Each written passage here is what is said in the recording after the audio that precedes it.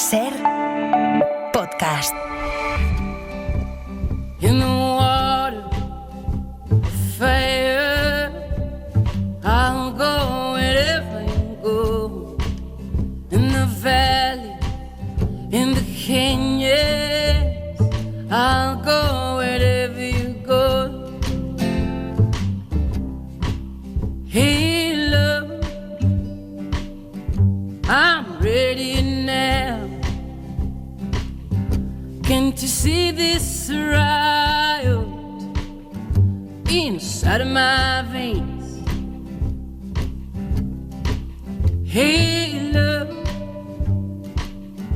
I'm overcome by desire. How must I wait? In the water, the fire, I'll go wherever you go. In the valley, in the canyons, I'll go wherever you go.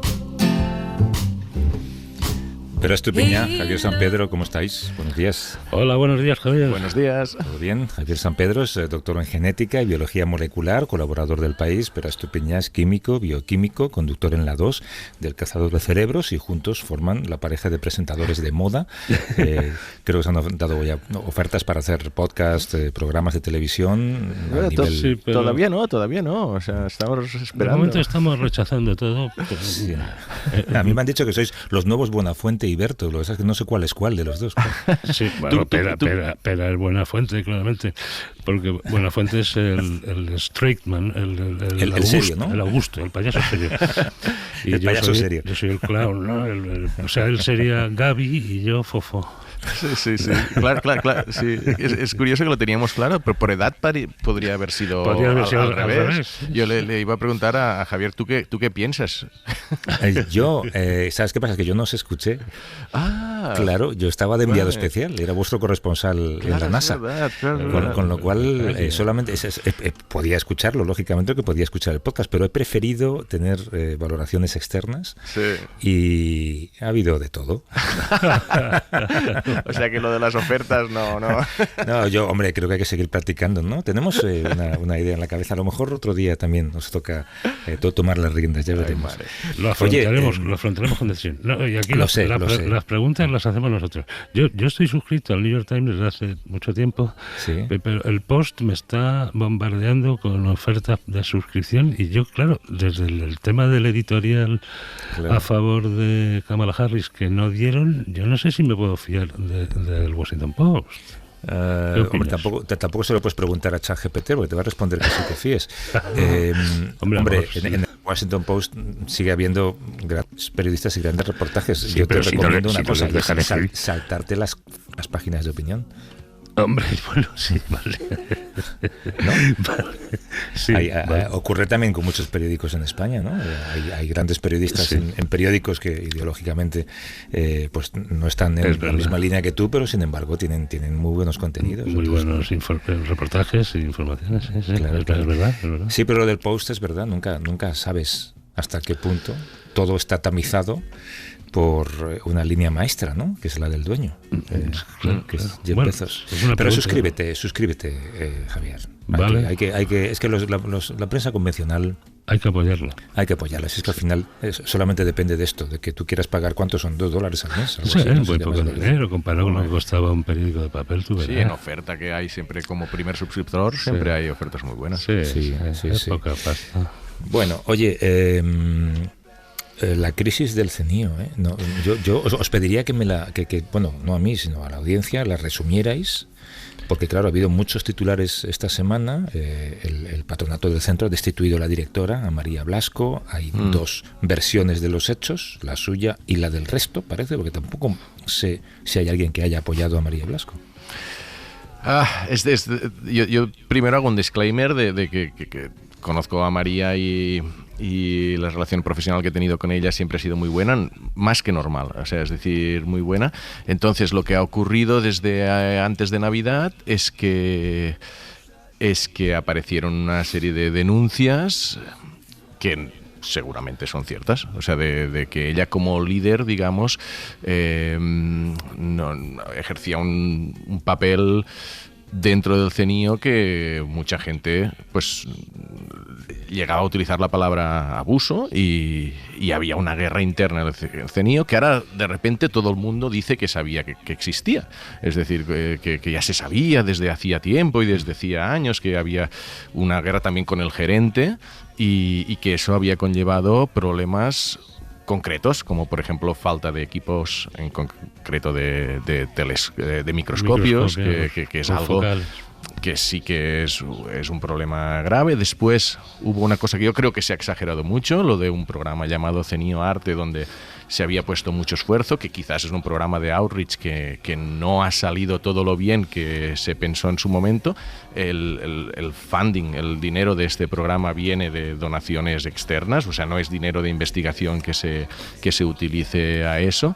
Yo creo que sí es verdad que lo que dice María de que ha habido una campaña contra ella, yo creo que parte de razón tiene por algunos medios concretos. Es decir, yo creo que sí que hay una crisis interna que el patronato tiene que haberla analizado y habrá decidido, posiblemente bien hecho, porque al final la persona fuerte, que es el director, el líder, pasa a ser débil cuando hay un conflicto y lo más fácil es eliminarla, porque es también la responsable de que no esté funcionando bien el centro. Y lo que pasa es que también se podría haber hecho antes, y era algo que también se sabía desde hace tanto tiempo, y evitar esta imagen bastante negativa que se ha dado de la ciencia española. Es y que lo último que hacía falta. Sí, claro, sí, y que algunos personas o medios pues, han exagerado un poco allí. Y a mí ha habido cosas que... Yo estoy muy a favor del periodismo científico crítico, es decir, ya está bien de alabar a los científicos siempre y denunciar cuando pasen cosas negativas. De hecho, pues bueno, María Blasco, por su trayectoria, también por ser quien es y tal, quizás también ha recibido mucha atención pública positiva comparada con otros investigadores que también hacen cosas muy buenas y no la han recibido. Es decir, que a veces exageramos, y yo creo que esta vez se ha criticado más de lo que toca, porque es que se ha tratado como si fuera un tema de corrupción o de fraude científico, que no lo es. Es un tema de mala gestión, pues no sé hasta qué punto merecía tanta atención, y ha sido un poco contraproducente. No sé.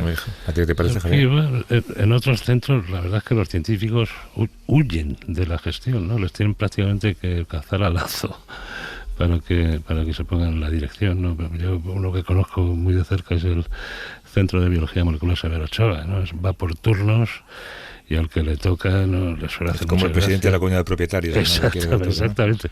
Salvo este presidente de la comunidad de propietarios que cree que nació para el cargo, sí, y nunca lo deja, ¿no? Siempre hay uno, y los demás le dejan que lo sea, ¿no? Y bueno, mirando para adelante, el nuevo gestor transitorio, ¿no? ¿Cómo se dice? Interino, ha anunciado que va a convocar un concurso internacional, lo cual me parece bien. Recuerdo, de hecho, que ya cuando Mariano Barbacid dejó la dirección del centro hace 14 años, me parece. Si María lleva 14 años, pues sería por ahí. Ya quiso hacer un concurso internacional, pues entre científicos de oncólogos y oncólogos moleculares de reconocido prestigio internacional, y elegir a uno mediante un jurado como los que estamos acostumbrados a ver en los concursos de premios Nobel y de gente poco sospechosa, ¿no? Y bueno, pues ha anunciado que es lo que piensa hacer. Me parece muy bien. Bueno, y entonces cuando Barbacid dejó la dirección, realmente el concurso internacional se suspendió por una intervención política de la entonces ministra de Ciencia, Cristina Garmendia, que era la ministra de Ciencia en la época, que bueno, puso a María Blasco, ¿no? En parte por ser mujer, pues en parte por una relación personal muy cercana. Y, en fin, las cosas quizás no se hicieron en aquel momento ya de entrada de la mejor manera posible. aunque sea 14 años después, pues parece un buen momento para... Bueno, pero también merece la pena decir que la producción científica del CNIO ha sido excelente. Nadie, eso no lo ha dicho nadie. De liderazgo, ¿no? De cómo se lidera un equipo, de qué maneras, un buen científico, modales. Un buen científico no tiene por qué ser un buen gestor. De hecho, lo más común es que no lo sean. Bueno, oye, hay un número de teléfono para cualquier opinión que la gente quiera recabar por vuestra parte, desde luego por la mía, ¿no? 638-855-349 es un teléfono de un número de WhatsApp, así que también vale un mensaje, una nota de audio. 638-855-349 en el capítulo de noticias que me hace falta que me expliquéis. La ciencia ha investigado la reproducción unisexual, unos científicos chinos. La pausa no es semántica, no semántica, es una pausa respiratoria. Chiste no pretendido. Han criado un ratón nacido de dos padres, sin madre biológica. No sé si es la primera vez que se consigue, si se puede simular un óvulo con espermatozoides. Sí, bueno, lo estábamos hablando antes con Javier, que lo ha analizado en más profundidad. No, se ve que no es la primera vez que se consigue. Se ha utilizado otra técnica que es muy sofisticada y que por eso merece la pena que el artículo se haya publicado.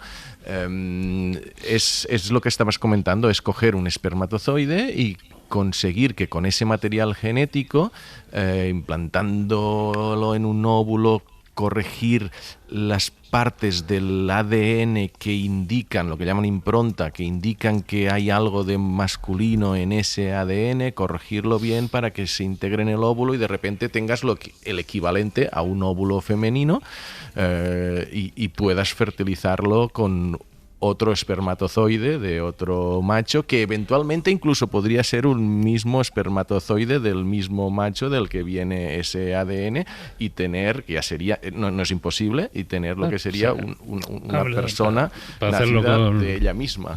Para usar óvulos y espermatozoides obtenidos del mismo macho, lo más fácil sería clonar a ese macho, ¿no? El resultado sería... Pero con esta técnica te evitas, o sea, podría haber recombinación genética. Exacto, digamos. Sí, aquí no se pierde esto, bueno, realmente, digamos que el mercado para esto sería el de parejas homosexuales que quisieran tener hijos con ADN de los dos, ¿no? Como si fuera una pareja heterosexual.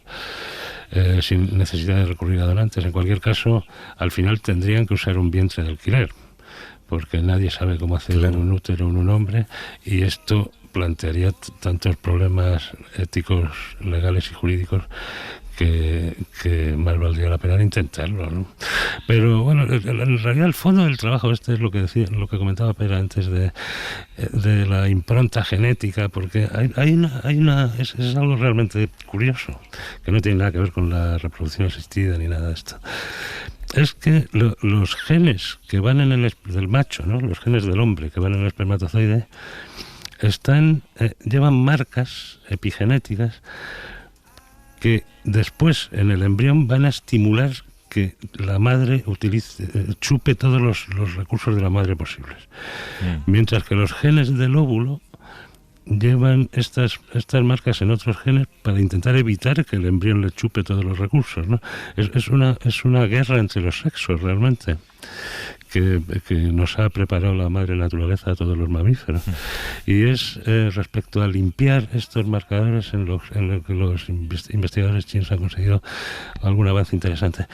Pero vamos, por lo demás, pues esto es algo que se lleva intentando desde hace tiempo.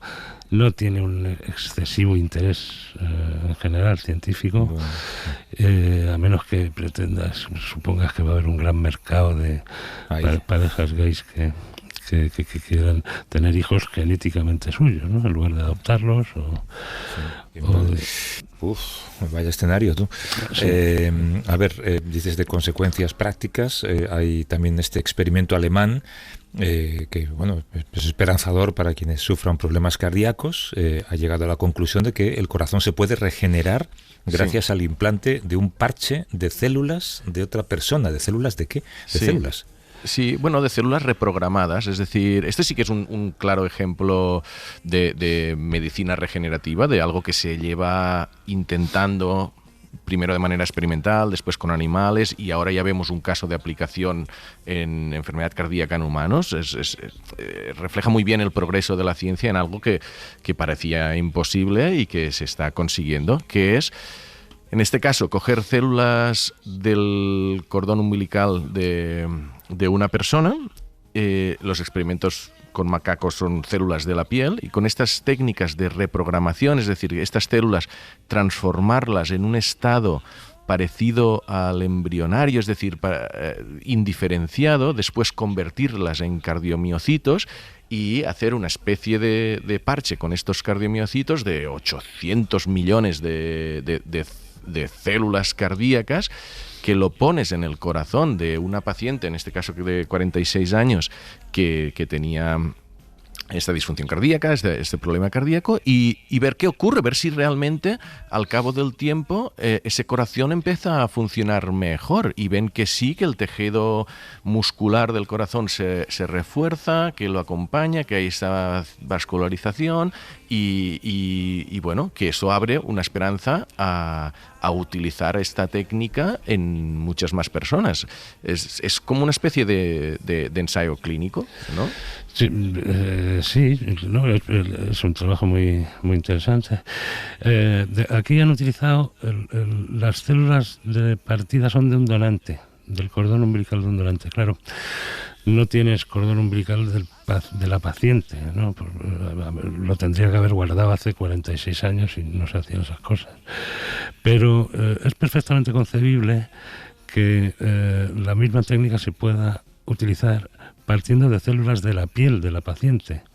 Y en ese caso el resultado sería genéticamente idéntico, y el parche cardíaco sería genéticamente idéntico al de la paciente, y no necesitaría, por lo tanto, tomar drogas antirrechazo durante el resto de su vida, como se iba a ocurrir en este caso.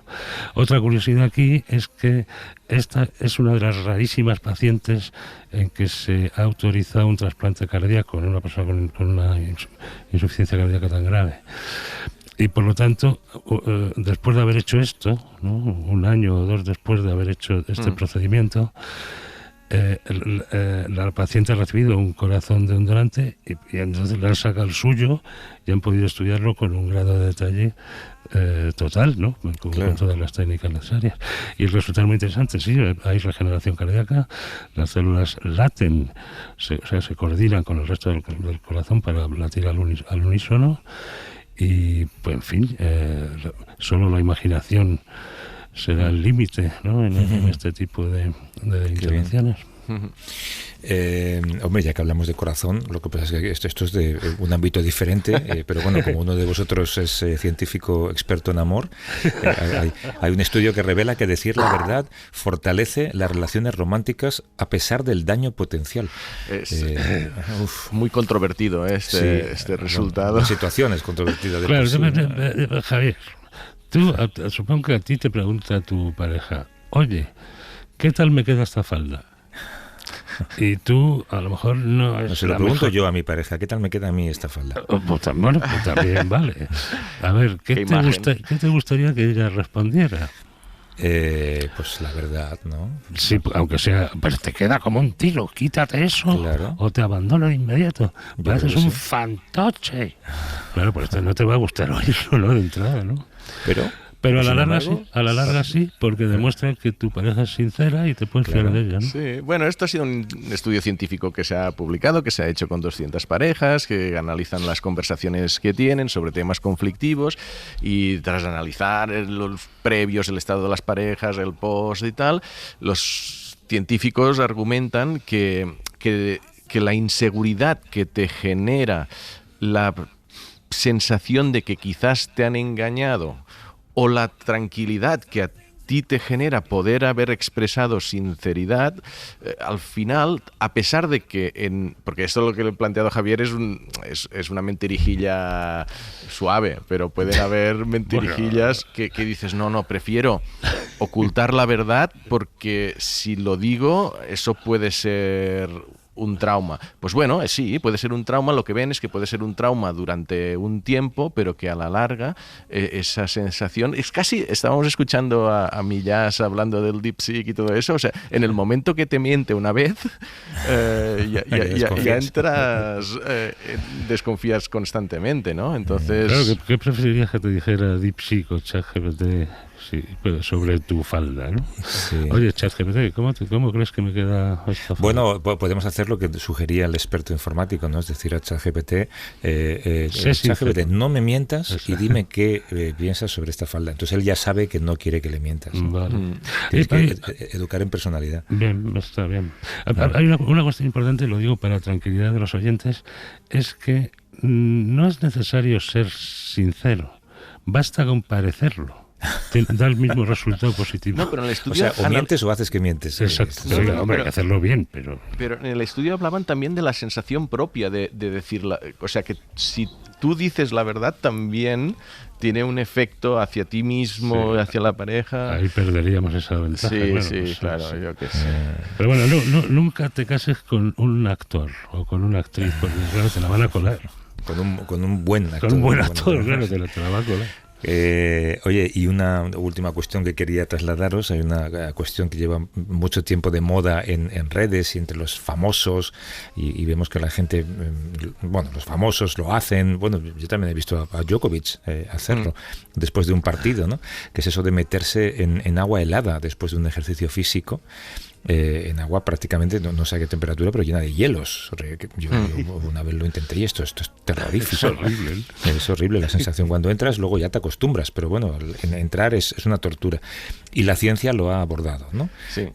La cuestión es si son buenos o son malos, como se dice. Sí, se ha hecho un estudio de estos de metaanálisis, de revisión de un total de 11 estudios que se habían hecho sobre el tema, con un total de 3.177 participantes, es decir, juntas toda la evidencia que se ha publicado el tema y concluyen que sí que es positivo durante un tiempo corto.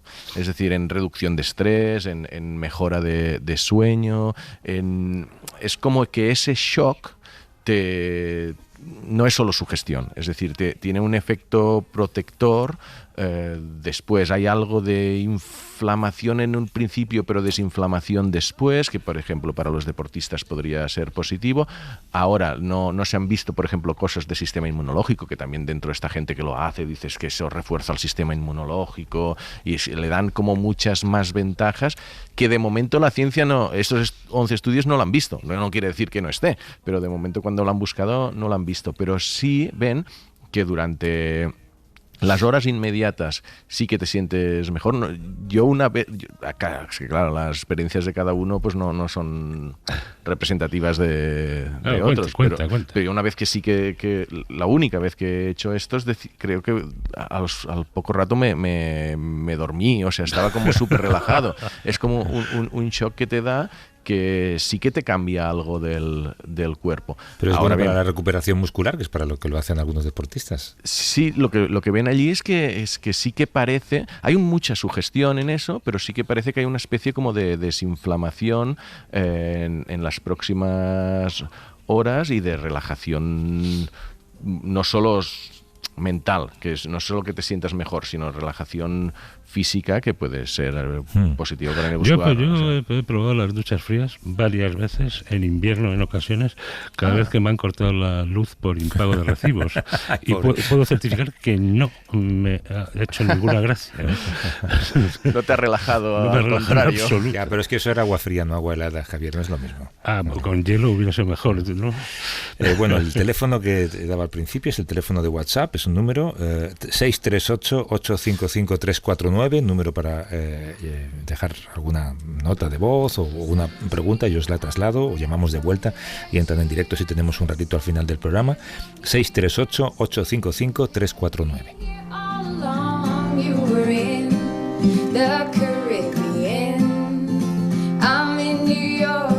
Sí, escuchabais antes la conversación que teníamos a las 9, Juanjo y yo, sobre los movimientos de Trump y la preocupación que generan, ¿no? Y esta manera de imponer el nuevo orden mundial. Sí, tú decías que ya te has saturado, ¿no? Tu capacidad de escándalos está totalmente saturada y ya no logras ni escandalizarte por la última noticia, ¿no? Sí, esto yo creo que nos pasa a todos. Una de las cosas que ha ocurrido esta semana y sin embargo ha sido superada por, yo qué sé, por 15 o 20 agravios más, es la salida de Estados Unidos del Acuerdo de París contra el cambio climático y, más grave todavía, creo, la salida de la Organización Mundial de la Salud, de la que ha sido el miembro más influyente durante más de 75 años. Claro, no sé si va a seguir la OMS siendo el centro de gobernanza mundial de la salud después de esto, ¿no? Si la financiación o buena parte de la financiación corría a cargo de Estados Unidos. Bueno, yo creo que está en una encrucijada. Yo no sé qué decirte, la verdad. Claro, es que además, no solamente eso, tú también habrás escuchado, habrás leído, Javier, cómo estamos todos muy preocupados por los brotes de gripe aviar. Ha habido uno ahora mismo en Montgomery County, en el condado de Montgomery, en Maryland, en una casa donde había además una pequeña granja.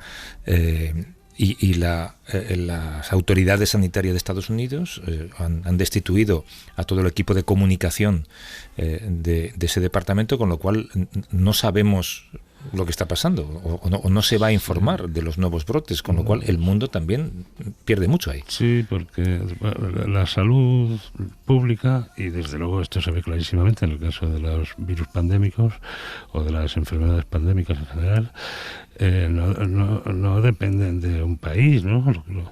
Lo que depende de un país es el estímulo de las organizaciones internacionales que pueden coordinar los esfuerzos contra estos agentes infecciosos y estimular la producción de vacunas y demás. Y realmente es un retroceso, ¿no? Es un retroceso. Yo también estoy en la fase de aceptación ya, pero realmente... Previa a la fase de esconderte debajo de la cama. No sé cuál será la siguiente. Bueno, los científicos desde luego tenéis muy claro que la ciencia se hace cooperando y Estados Unidos acaba de convertirse en las últimas 2 semanas en un país dispuesto a no cooperar con nadie. Pedro Alonso es epidemiólogo, es catedrático de salud global en la Universidad de Barcelona y es exdirector del Programa Mundial contra la Malaria de la Organización Mundial de la Salud. ¿Qué tal, Pedro? ¿Cómo estás? Buenos días. Hola, buenos días. Bien, gracias. Tú creo has escrito que la salida de Estados Unidos es un golpe a la arquitectura internacional de la salud global. Hay decisiones que afectan directamente a nuestra salud, ¿no? A la de quienes estamos aquí y de quienes están escuchando. Y este es uno de ellos. Sí, potencialmente sí. O sea, la noticia es mala. A mí, en mi época de Ginebra, me tocó vivir la primera salida de Estados Unidos de la Organización Mundial de la Salud, cuando en 2020 el entonces presidente Trump ya decretó la salida, que fue anulada el primer día de la presidencia de Biden y reactivada el primer día de la presidencia de nuevo de Trump. Entonces, es una mala noticia, no tanto por el montante económico. Estados Unidos contribuye, es el primer donante, alternándose a veces con Alemania, de la Organización Mundial de la Salud, con unos 600 millones al año. Es un agujero económico, pero ese no es el problema. El problema, me parece que alguno de vosotros lo ha apuntado en la introducción, es la pérdida de un espacio de compartir información, espacio neutral de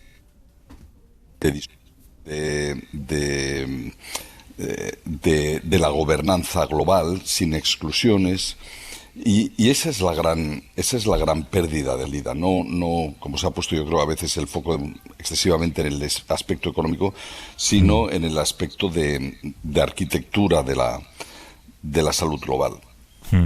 Claro, dicho lo cual, me da la impresión, y lo apuntaba en un comentario que hice hace poco, que empezando a ver un poco la naturaleza transaccional que tiene la administración Trump, me da la impresión que puede haber espacio para la negociación.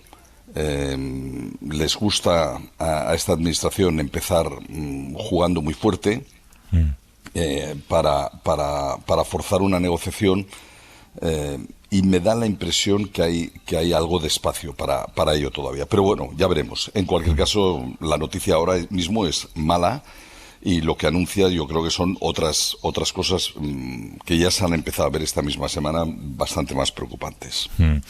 No, hemos hablado en este espacio muchas veces el riesgo de una epidemia de gripe aviar. Había un científico americano que dijo hace poco que estamos solamente a un golpe de mala suerte de lo que sería una pandemia catastrófica.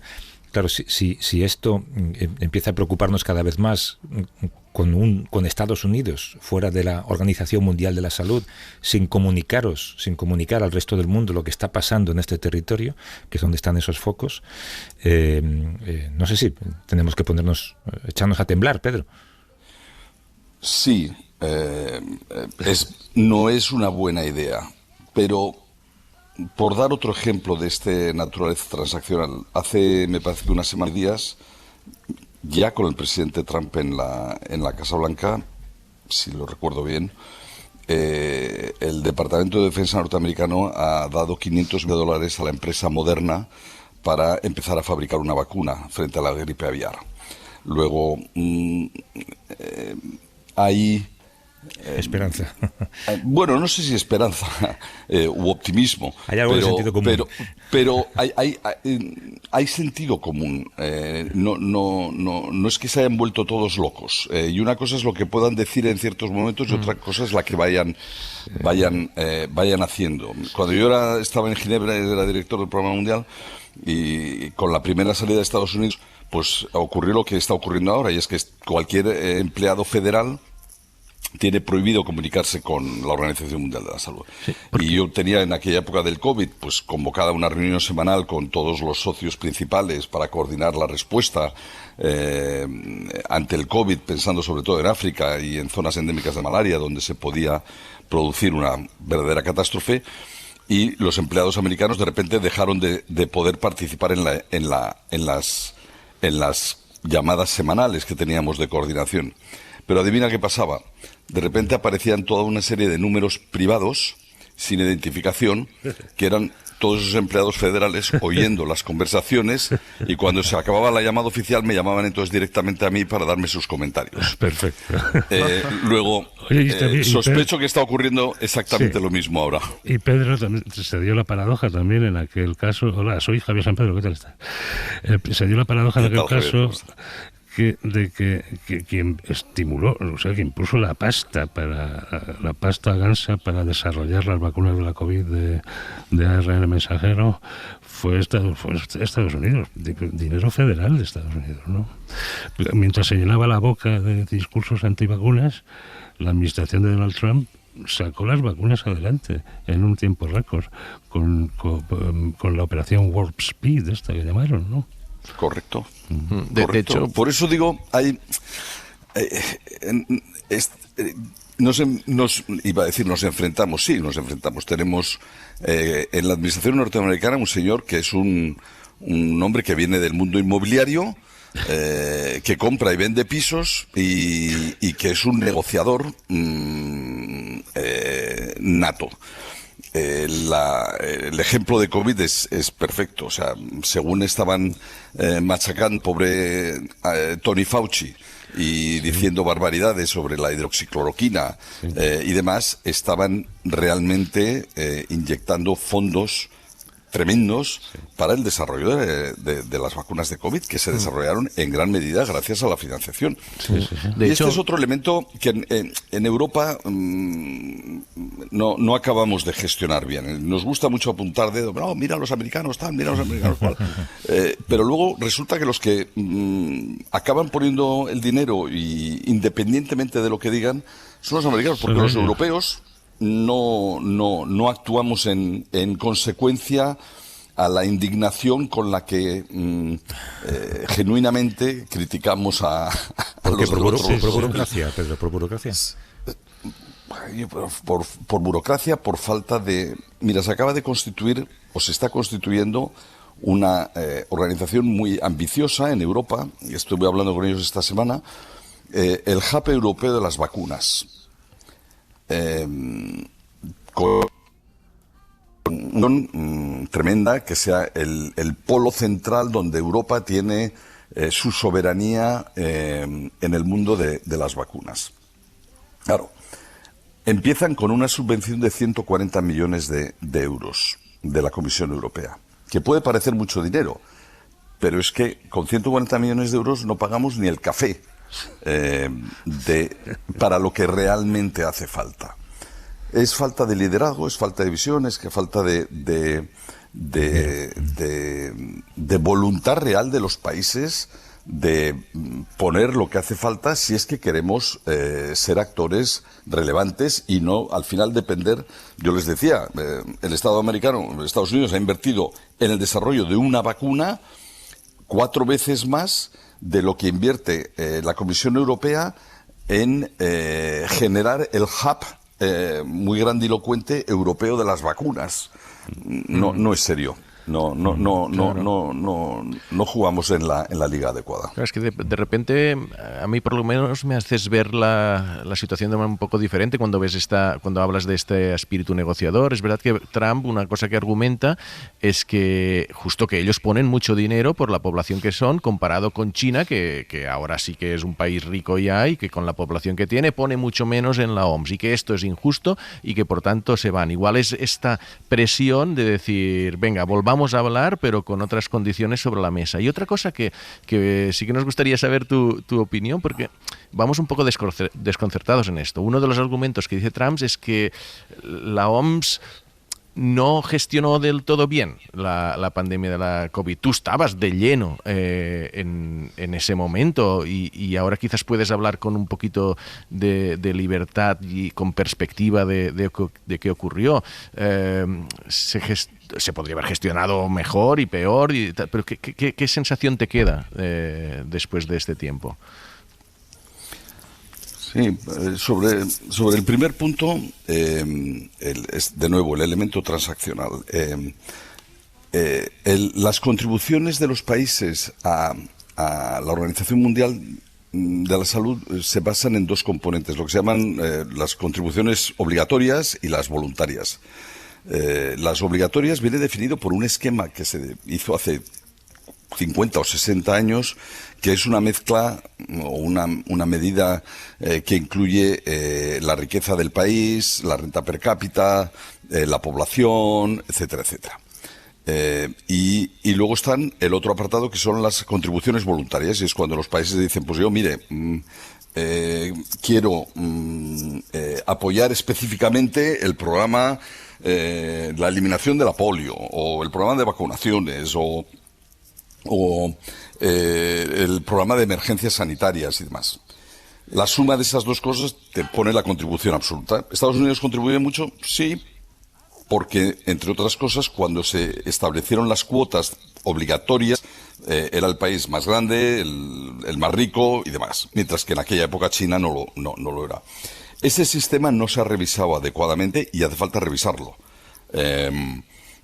Porque no es solo China, es Indonesia, es Sudeste Asiático, es Brasil, es India, es Oriente Medio. Ese sistema hay que revisarlo. Y yo creo que parte de lo que está pretendiendo Trump es forzar esa revisión. No me parece mal. Igual que yo creo que está forzando que haya una revisión del funcionamiento de la OMS en general. Que yo, que soy gran defensor de la OMS,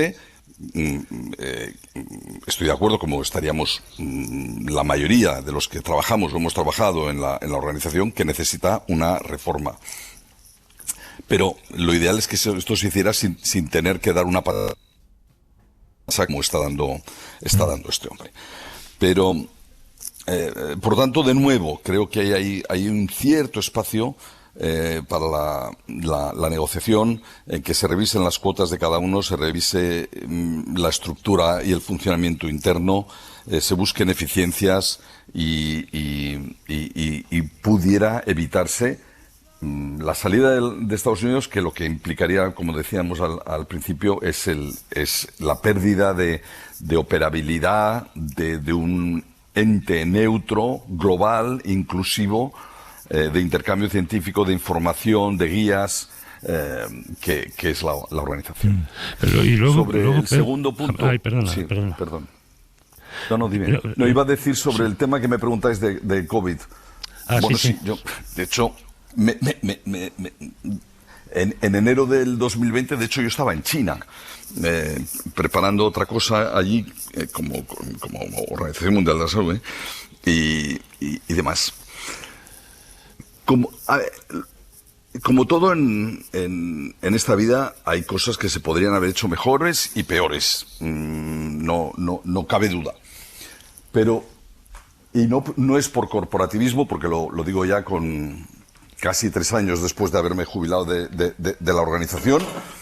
Yo creo que la actitud en general, o la actividad de la organización en aquella crisis fue correcta. El propio Tedros se puso al frente, fue reconocido internacionalmente que la organización daba un paso al frente y en la medida de lo posible coordinaba. La organización actuó con diligencia. Yo conocía muy bien al representante en China, al representante de la OMS en China, me parece que no pasaron más de 6 horas desde que recibió el primer informe, un 30 de diciembre del año 19, hasta que lo comunicó a Ginebra, que en menos de 24 horas, por lo tanto yo creo que estábamos hablando ya del día 1 de enero, había diseminado la información a todos los Estados miembros de que había un brote de algo. ¿Y la secuencia genética del virus se facilitó en cuestión de horas? Me parece que fue el 8 o el 9, no recuerdo ahora mismo las fechas, pero en los primeros 10 o 12 días de enero. Sí. Y la Organización Mundial de la Salud declaró, si no recuerdo mal, el 30 de enero, el máximo nivel de alerta mundial que puede declarar la Organización Mundial de la Salud de acuerdo al Reglamento Sanitario Internacional, que es una emergencia sanitaria internacional. No hay nivel superior.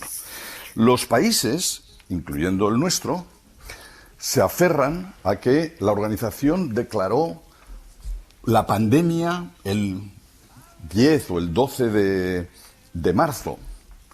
Eso no es cierto. O sea, el término pandemia no existe en el Reglamento Sanitario Internacional. No hay una figura de declaración de pandemia en el Reglamento Sanitario Internacional. Eso fue esencialmente la respuesta del director general, si no recuerdo mal, a preguntas de un periodista que le dijo: oiga, dado cómo están las cosas, ¿esto sería una pandemia? Pues, en términos técnicos, sí, es una pandemia, pero no fue una declaración. Esto lo han usado los países, todos los países, para esconderse de la inactividad que desplegaron entre el 30 de enero, que se declara el máximo nivel de alerta mundial, hasta 14 de marzo, mediados de marzo, sí, que es cuando deciden actuar. Sí. Luego la segunda cosa que me gustaría destacar es que la Organización Mundial de la Salud se ha sometido a una evaluación independiente y externa por parte de un panel internacional. Cosa que no ha hecho ningún país. Que se puede leer. Cosa que no ha hecho ningún país, incluyendo el nuestro, evidentemente. Efectivamente. Por lo tanto, en general, yo creo que la acción o la actividad de la OMS, que tiene que jugar con múltiples equilibrios y demás, fue correcta. Se envió una misión a China que incluía científicos del gobierno norteamericano. Yo creo que se hizo razonablemente correcta. Hay cosas mejorables, seguro. Y ya que estás, pero en general, Pedro, y como epidemiólogo, esto que comentábamos antes, esta posibilidad de que la gripe aviar, el salto temible y terrible de contagio entre humanos, ¿es algo que te preocupa? Sí, claro. Por supuesto. Y esto, por supuesto, sí, y puede darse, sí. Y como está pasando con el virus del mono, el monkeypox. También es básicamente en África es una zoonosis, por tanto, en animales en el campo que infectan a humanos, pero claramente también se está dando entre humanos. Y eso, por lo tanto, tiene potencial pandémico, sin la más mínima duda. Claro, nos deja inquietos esto, ¿no? Me has dado una respuesta muy concluyente, ¿no? No sé hasta qué punto se está haciendo todo lo que se puede hacer en organismos como el que tú estabas, la OMS. Bueno, desde luego se está monitorizando, yo ahora no estoy allá ni aunque me mantengo bastante en contacto con los programas de emergencias y demás, se está trabajando, se están haciendo planes de contingencia, pensando sobre todo en acelerar el desarrollo de vacunas, de fármacos y demás, dentro de las limitaciones en las que opera la organización, pero que hay potencial pandémico. No hay la más mínima duda. Pedro Alonso, que es epidemiólogo, es catedrático de Salud Global en la Universidad de Barcelona y es exdirector del Programa Mundial contra la Malaria en la Organización Mundial de la Salud. Te agradezco que guardes este tiempo para nosotros, Pedro, y la conversación. Cuídate mucho. Gracias, un abrazo a todos. Hasta luego, Javier. Saludos. Bueno, ¿te has quedado más tranquilo? yo no, tú eres, tampoco. Tú eres científico. Oye, que tenemos varias llamadas que si no luego dicen que no guardamos tiempo para ellos. Primero oyentes, Emilio desde A Coruña. Emilio, ¿cómo estás? Buenos días. Muy bien, buenos días. ¿Qué tal? Pues cuéntame o cuéntales. Esta semana he escuchado una noticia de un avión supersónico, un nuevo avión supersónico. Bien, pues el primero que tenemos pues es un avión supersónico que el objetivo es en el 2030 poder estar en cualquier sitio del mundo en 4 horas. Esto era la noticia, ¿no? Sí. Entonces me causaba, la misma noticia me causaba 2 preguntas. Primero, si científicamente esto es posible o es una forma de vender el proyecto más que una posibilidad, ¿no? Y la segunda es el consumo de este tipo de avances que estamos haciendo, bien, los aviones hipersónicos, la inteligencia artificial, el perfora baby perfora, todo es que cómo nos lo estamos comiendo todo y a qué ritmo, ¿no? Sí. El oír que la energía nuclear se vuelve a poner de moda o encima de la mesa para alimentar la inteligencia artificial, digo yo, bueno, a lo mejor es que la inteligencia artificial se está comiendo nuestra inteligencia también. Gracias, Emilio. ¿Cuántos temas has abierto, eh? A ver, avión. Sí, el tema avión sí que es posible. De hecho, yo creo que hace tiempo tuvimos aquí un experto en aeronáutica y decía que la velocidad a la que van los aviones ahora es la óptima justo por el consumo, es decir, superar... No es que no se pueda ir más rápido, sino es que cada vez a partir de esta velocidad que va superando un poco, el consumo se va multiplicando. Entonces no tiene sentido, bueno, el Concorde ya iba mucho más rápido, pero a base de ser carísimo, claro. Entonces, y los aviones militares que debe haber ahora, pues seguro que hacen esto y más. Es decir, tecnológicamente no es imposible y bueno, de los otros temas casi filtra tú, Javier, porque si la inteligencia artificial nos hace más Esto da para mucho, pero pues da para mucho y es más es más sociológico que científico, pero que el consumo de la inteligencia artificial o de los aviones pues nos puede pasar factura en un futuro, creo que no hay ninguna duda, ¿no? Sí. Pero bueno, estar en 4 horas en Australia tiene la ventaja de que te ahorras las otras 22 horas que tardas en llegar. Pero claro, también necesitamos ir a Australia en 4 horas. Intuyo que la mayoría de los que nos están escuchando no. ¿No? Adolfo, desde Madrid. ¿Qué tal, Adolfo? ¿Cómo estás? Hola, buenos días. Buenos días. Un tema, es que esta semana he visto una foto y la noticia era un señor, un hombre, amamantando a un bebé. ¿Cómo es esto posible? ¿Queremos hablar de las mamatorias, de producir leche? ¿Cómo es posible esto? Gracias. Gracias, Adolfo. Esa foto era por inteligencia artificial. Que la foto sea verdadera, es lo que había que preguntarse. Que alguien crea que esa foto glándulas mamarias tenemos. De hecho, hay unos poquitos casos de cáncer de mama en hombres. Pero me figuro que esa foto la habrá puesto algún listo para ilustrar el tema del que hemos hablado, de los hijos de 2 padres masculinos. No, en fin, no hay ningún hombre que amamante bebés. Desde Pamplona, David, ¿qué tal, David? Buenos días. Hola, buenos días. Buenos días. ¿Cuál es tu pregunta? Pues mira, yo leí hace un par de años o así un artículo mirando sobre el melanoma. Mi padre murió de un melanoma y preguntándome un poco la razón de la más del melanoma. Había un artículo que decía que la diagnóstico de melanoma podía estar relacionado con la gravitación de la materia oscura. Entonces, hay un artículo, envié el enlace al WhatsApp y era por saber qué opinabais. Si hubieras visto la cara que ha hecho San Pedro. Casi me caigo al suelo de espalda. Si hay algo con lo que no tiene que ver el melanoma es con la materia oscura, porque la causa es la radiación ultravioleta de la luz solar, que no tiene nada de oscuro. Y eso es una memez como la copa de un pino. Y cuando te manden algo por WhatsApp, por favor, mira de dónde lo ha sacado el tipo ese, ¿no? Lee periódicos. Los periódicos somos muy baratos ahora. Yo pago 8 céntimos al día por leer El País. Sí, estaba pensando que, claro, la primera pregunta sobre la energía malgastada por la inteligencia artificial, creo que aquí tenemos 2 casos, ¿no? La inteligencia artificial creando fotografías innecesarias y artículos innecesarios. Y tonterías en general. Pues mira, no me parece mal broche para el espacio de hoy, para las 2 últimas horas, de hecho. Vera Estupiña y Javier San Pedro, hasta la semana que viene. Hasta la semana que viene. Gracias.